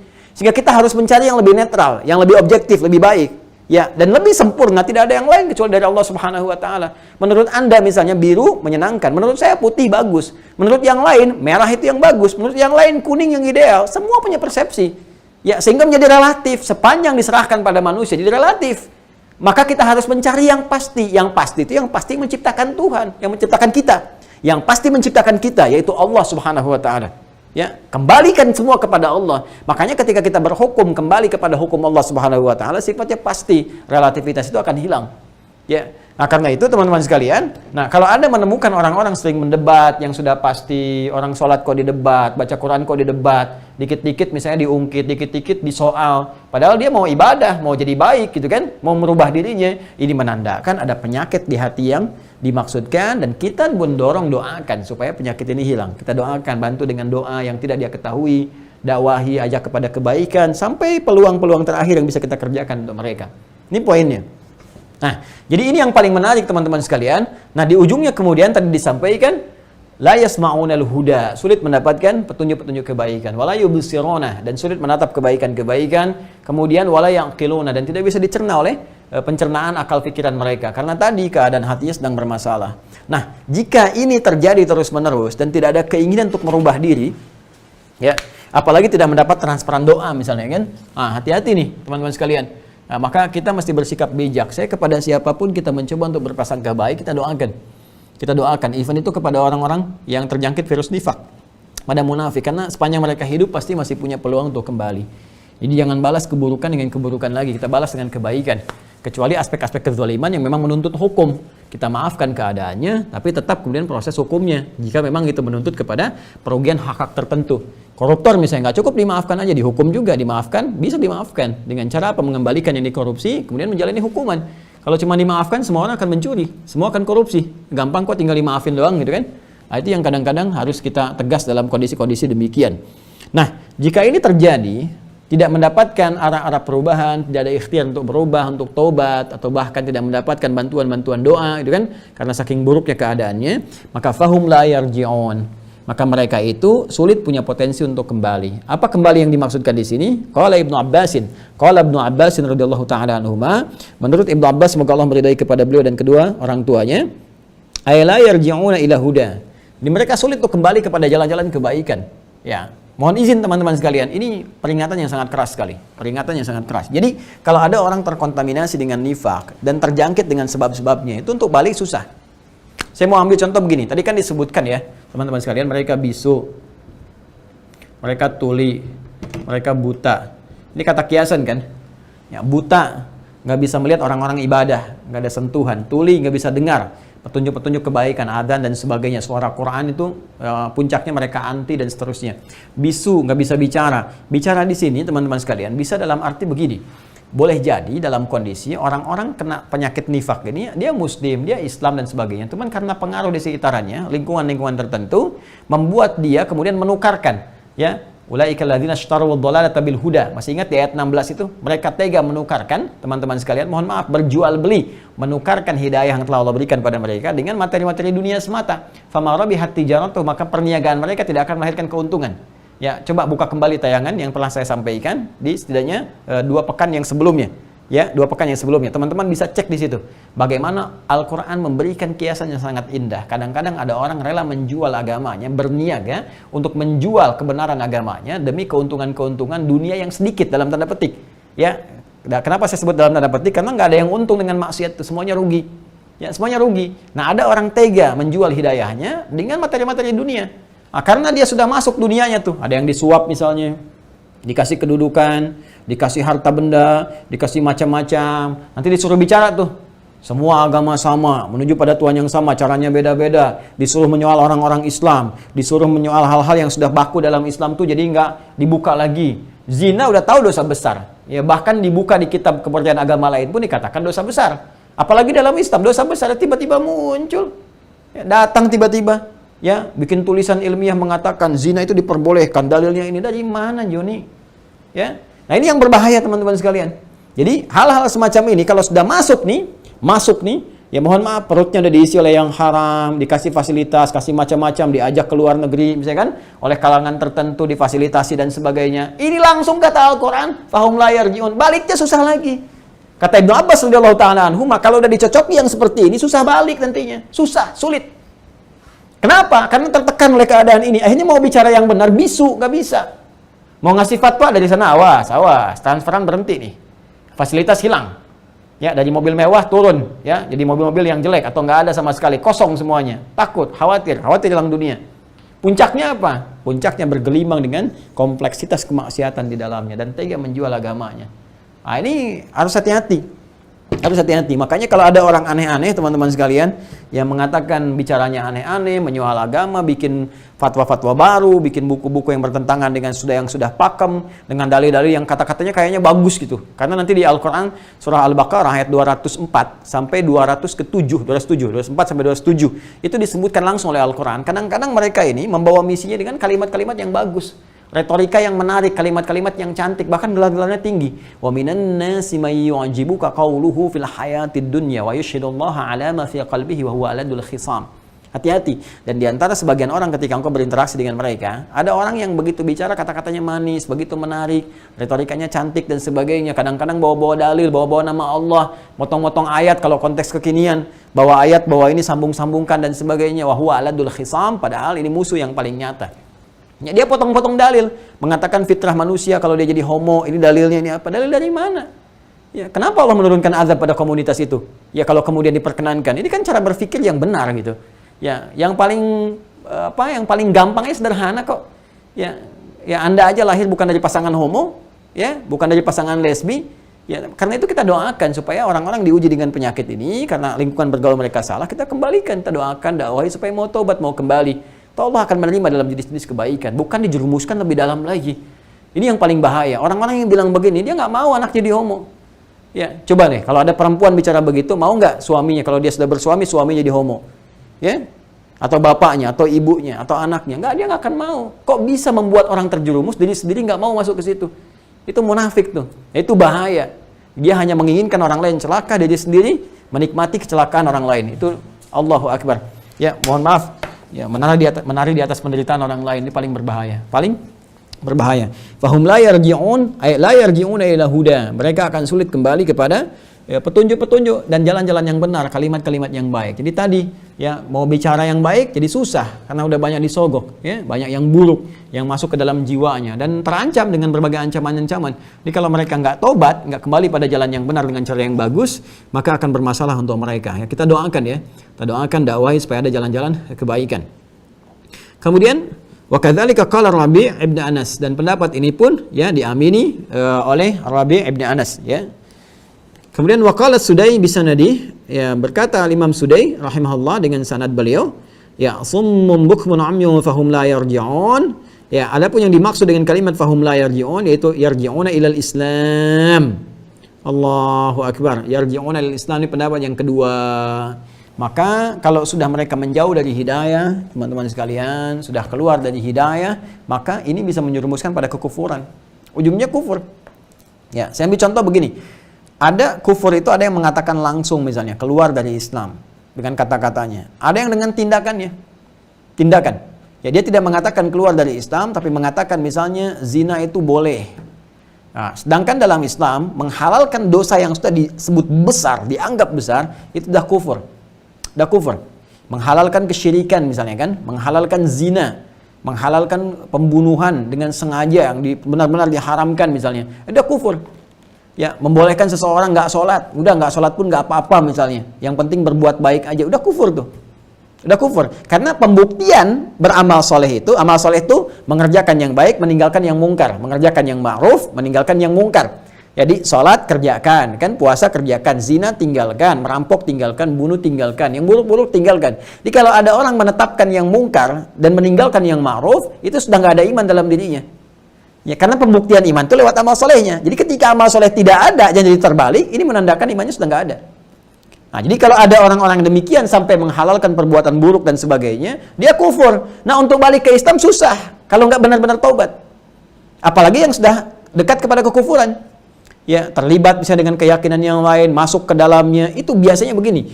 Penyakit itu kalau sudah sampai ke situ, ujung-ujungnya menjelekkan agama sendiri. Ini orang dipertanyakan, ente itu agamanya Islam, kok menjelek-jelekan orang Islam terus? Sebenarnya apa masalahnya?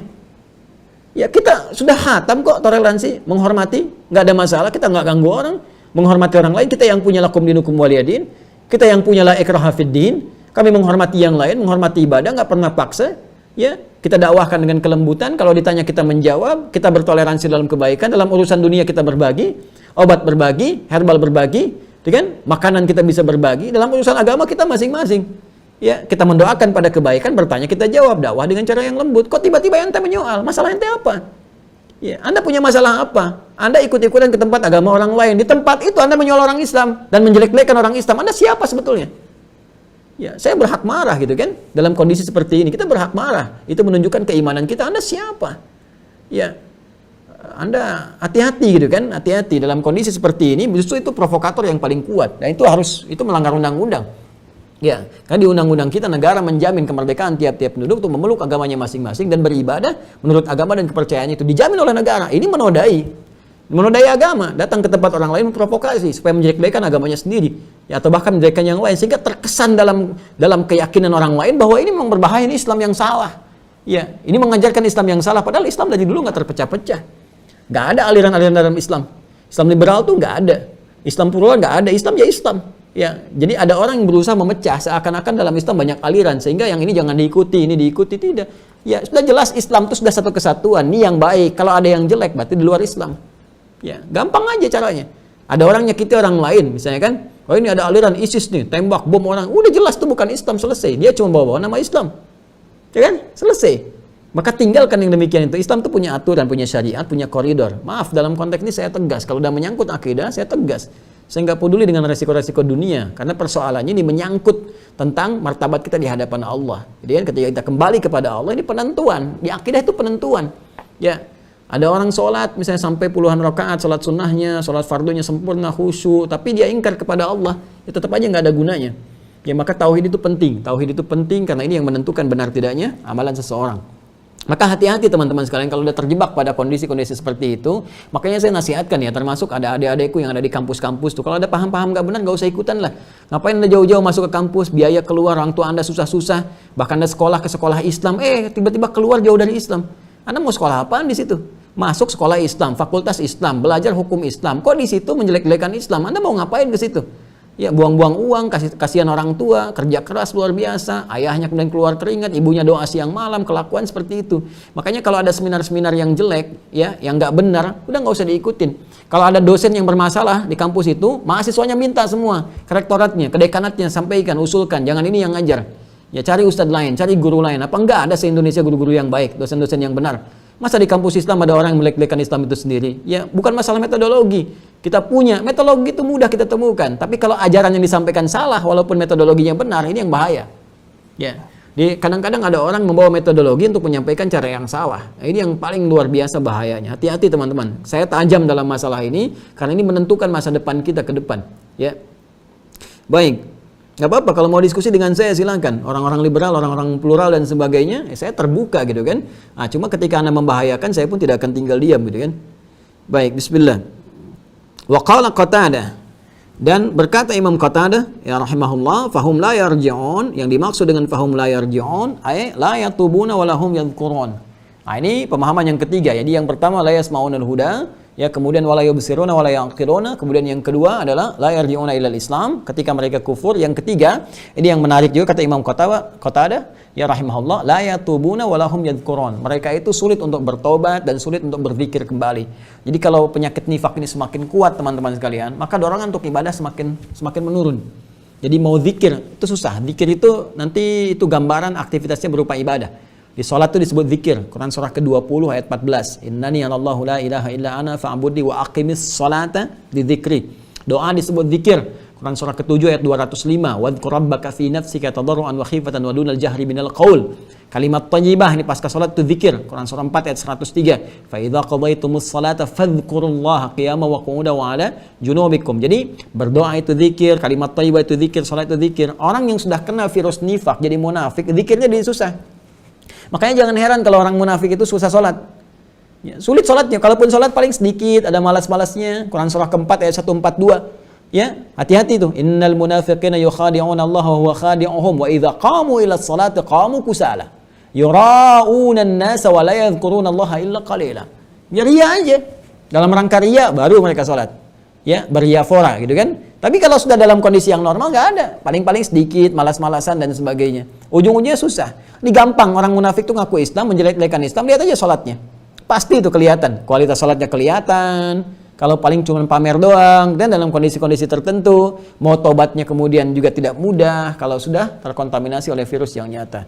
Ya mohon izin teman-teman kalau sangat tegas dalam konteks ini karena ini bahaya. Pada yang berbahaya itu tegas.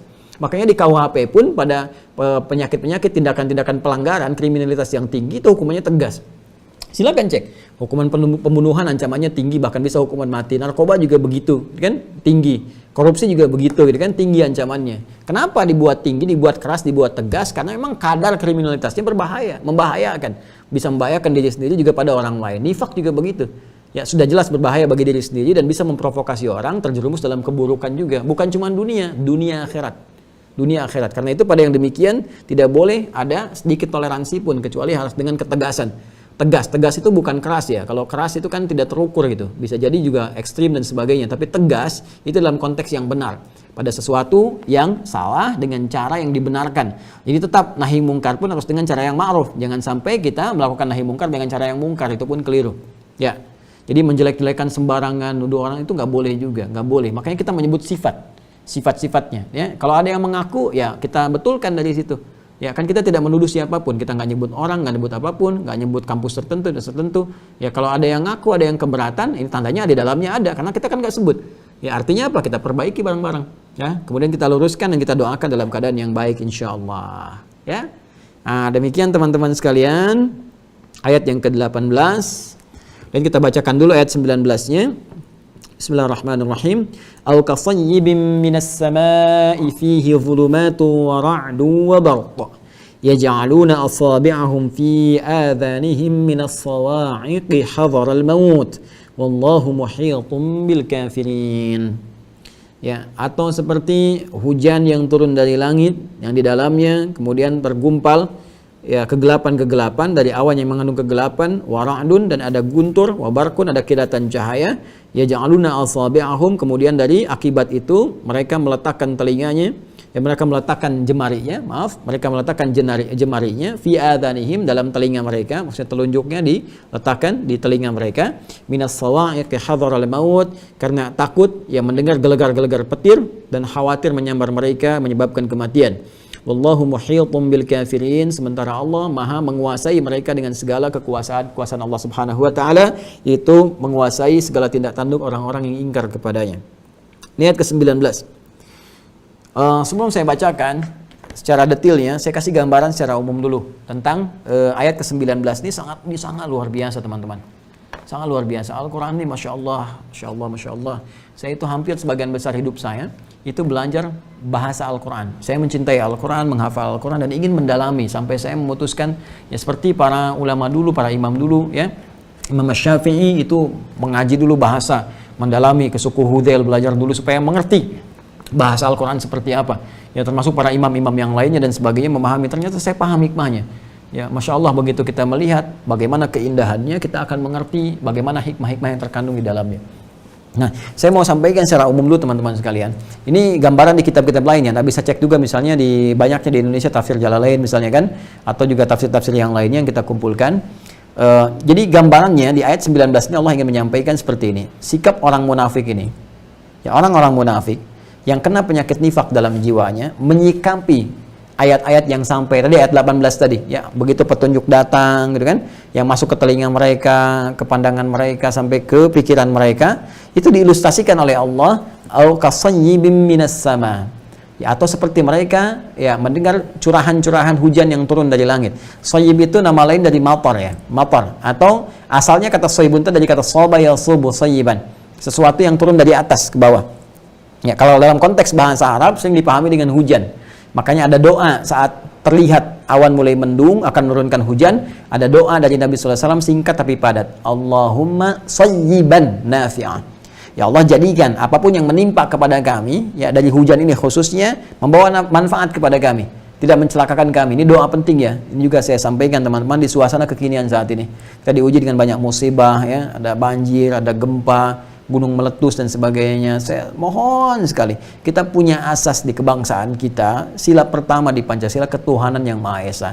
Ini dasar di dasar spirit dalam berkebangsaan kita mendasarkan pada nilai-nilai keagamaan. Negara kita bukan negara agama, negara agama A, negara B, negara C, tapi menjalankannya punya spirit keagamaan. Jadi agama itu roh bagi spirit kebangsaan kita. Karena itu negara menjamin keberagamaan kita untuk menunaikan tugas-tugas agama dengan baik. Yang tadi pasal 29 ayat 2. Bahkan ayat 1-nya tegas mengatakan negara berdasar atas ketuhanan yang Maha Esa. Makanya orang-orang yang tidak mengenal agama, anti agama, dan menentang nilai-nilai agama, sebetulnya bertentangan dengan undang-undang dan tidak layak berada di Indonesia. Karena bertentangan dengan hukum yang ada di Indonesia ini. Karena itu nilai-nilai keagamaan itu menjadi spirit nilai-nilai kebangsaan. Maka peran-peran ulama, peran-peran ustadz, peran-peran kiai itu menjadi penting karena bagian pokok yang menguatkan nilai-nilai spirit kebangsaan. Makanya kalau ada ulama memberikan pandangan, ustadz memberikan pandangan, itu bagian dari kontribusinya kepada nilai kebangsaan. Nah, saya pun demikian dengan dasar tadi ingin menyampaikan bahwa coba dibalik tinjauan-tinjauan ilmiah, cek BMKG tentang iklim, tentang macam-macam, maka kita lihat persepsi kebangsaan dengan aspek yang pertama tadi, sila pondasi dasar pertama, aspek keagamaannya. Bagaimana sih keagamaan melihat fenomena ini? Maka dalam Islam ada tinjauan. Kalau banyak musibah-musibah, ada banjir bandang, banjir macam-macam, ada gempa, ada longsor, Allahu Akbar, gunung meletus, ya Allah, gitu kan? Ini bukan sekedar fenomena alam, teman-teman sekalian, tapi peringatan bagi kita. Ada apa yang salah? Kehidupan berkebangsaan kita dalam skala yang besar, apa yang salah sih? Ada sesuatu yang keliru, ada yang harus diperbaiki. Mesti ada taubat nasional, mesti merenung.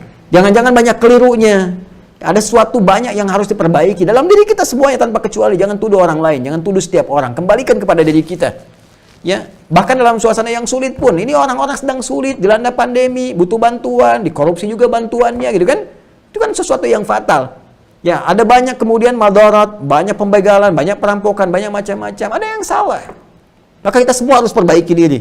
Duduk lagi, para elit juga berkumpul, harus menyadari. Saya ingin katakan, yang berikan pesan-pesan kebangsaan. Duduklah teman-teman sekalian, para elit-elit kita, elit politiknya, kumpul bareng-bareng. Kalau Anda nggak bersepakat dalam nilai keagamaan, bersepakatlah dalam nilai kebangsaan. Kalau Anda menyayangi, mencintai bangsa ini, ada generasi besar anak-anak muda, anak-anak kecil, bahkan anak-anak Anda juga, mereka akan meneruskan perjuangan Anda di masa yang akan datang. Apa tega meninggalkan kepada mereka beban-beban kemudian hari? Duduklah Anda. Coba berembuk. Apa nggak bisa berembuk sekian banyak orang? Di parlemen ada 600 orang, di eksekutif juga ada banyak orang. Apa nggak bisa duduk sama-sama? Petakan semua ini. Apa sih yang salah di sini? Apa yang harus diperbaiki? Nggak harus melulu kemudian bertentangan masalah politik, saling menyerang, saling ini, saling itu, dan mengorbankan banyak orang. Apa yang diinginkan dari semua ini? Dan pada akhirnya kita kembali juga kepada Allah. Kita meninggal juga. Setidaknya Anda meninggalkan legacy, meninggalkan hal-hal yang baik yang bisa dikenang kemudian hari diteruskan dan membangkitkan spirit kebangsaan kita jadi bangsa yang maju, bangsa yang makmur. Coba duduk. Saya yakin Anda bisa. Dan kita semua bisa dan kita support teman-teman sekalian, kita bantu semua. Demi Allah saya katakan mau sampai kapan kayak pandemi seperti ini? Dan 2 bulan lagi mau Ramadan lagi. Apa kita mau Ramadan yang sekarang juga akan dijaga ketat, susah ke masjid, sulit tarawih? Kita harus hentikan pandemi ini. Harus kita selesaikan. Dan ini nggak ada caranya kecuali kita semua bersatu. Saya mau katakan kita semua bersatu, duduk semuanya, ya, kemudian kita lihat baik-baik, semua punya potensi apa, ya, dengan medisnya, kumpul aja teman-teman, ya, siapa yang punya wewenang stakeholdernya, dari majelisnya apa, majelis ulamanya apa, medisnya bagaimana, BPOM-nya seperti apa, duduk sama-sama, berikan edukasi pada masyarakat. Ini, kalau harus vaksin seperti ini segi dari MUI-nya seperti ini, tinjauannya begini, BPOM-nya begini, pemerintahnya begini, semuanya semua sama, sampaikan dengan komunikasi yang baik. Lalu setelah itu siapa yang punya yang lainnya lagi? Ya, misalnya dari kalangan ustadz bisa memberikan nasihat-nasihat kebaikan, support-support bagi yang sakit-sakit supaya semangat lagi. Ada yang herbal, apa coba diujikan, cek lagi, semua bersinergi. Dipatuhi semua. Saya yakin insya Allah kalau kita semua disiplin, semuanya bagus, menerapkan dengan cara yang baik, yang sembuh kemudian share lagi plasma darah tertentunya, bagikan, kemudian antibodi menguat. Demi Allah saya katakan sekali lagi, dengan memohon rahmat Allah Subhanahu Wa Taala, kita berdoa dengan baik, nggak sampai sebulan kita bisa selesaikan semua ini. Mau tunggu sampai kapan?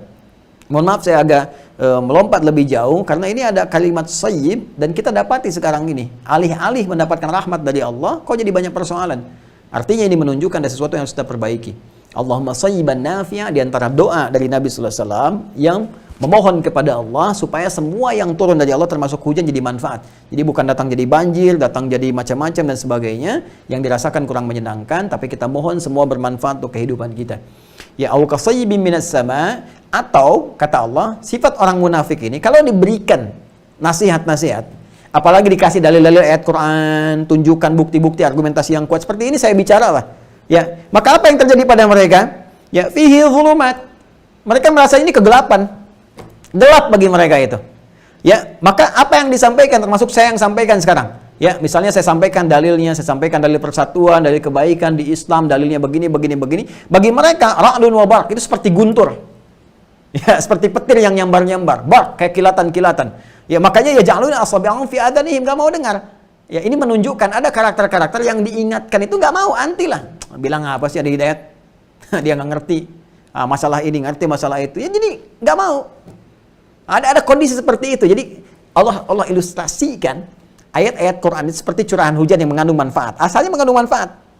Ya, cuma karena suasana mereka gelap, hatinya gelap, ya fihi zulumat. Ya, au kasayyibin minas sama'i fihi zulumat. Ketika disampaikan nilai kebaikan curahan-curahan seperti air hujan, ya datang Al-Quran ayat-ayat seperti curahan kebaikan, curahan air hujan, kan datang tuh deras sekali.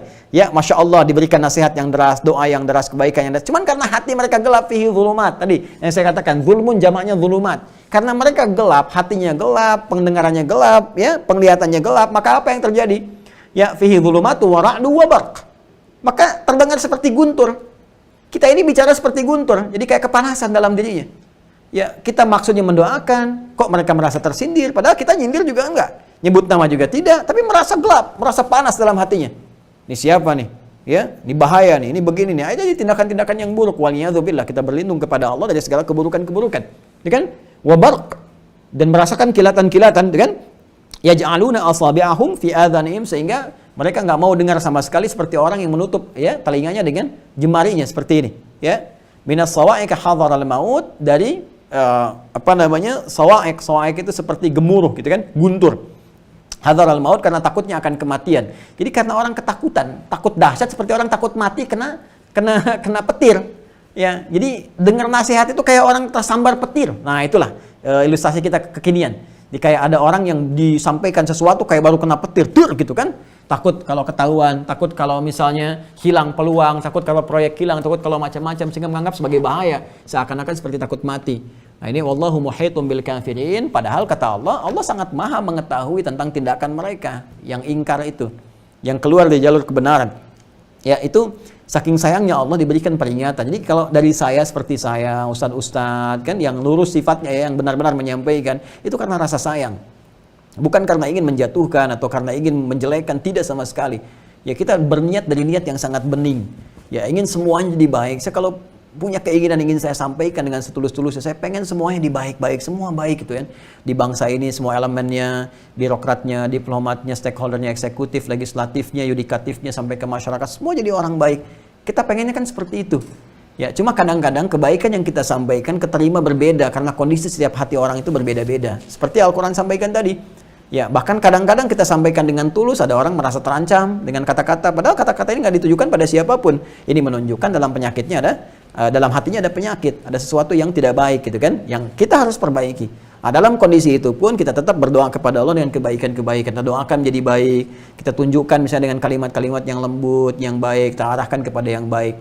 Nah ini bukan sesuatu yang radikal, bukan sesuatu yang ekstrim, karena ini menyampaikan satu gambaran umum. Jadi kalau ada yang menyebut ceramah yang saya sampaikan seperti ini sebagai radikal, nah itu kurang minum susu, ya kurang minum susu berarti kurang vitamin gitu kan.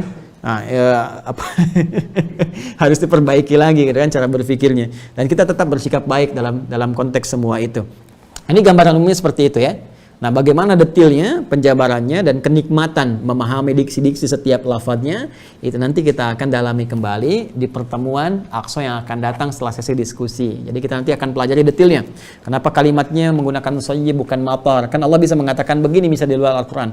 Au kamatorin, kenapa di sini au kasoyibin? Ya, kemudian di sini ada kata zulumat, kenapa dijamakkan zulumatnya? Allah bisa mengatakan fihi zulmun, kenapa zulumat? Dan seterusnya.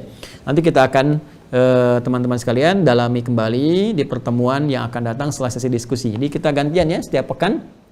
Teman-teman, kita akhiri pertemuan kita di malam hari ini dengan apa yang telah kita utarakan. Jika ada kebenaran di dalam apa yang telah disampaikan, hakikatnya petunjuk dari Allah Subhanahu wa taala, sayang Allah kepada kita, dan juga petunjuk dari apa-apa yang telah Rasulullah SAW ajarkan kepada kita semua melalui orang-orang terbaik yang tersambung kepada beliau.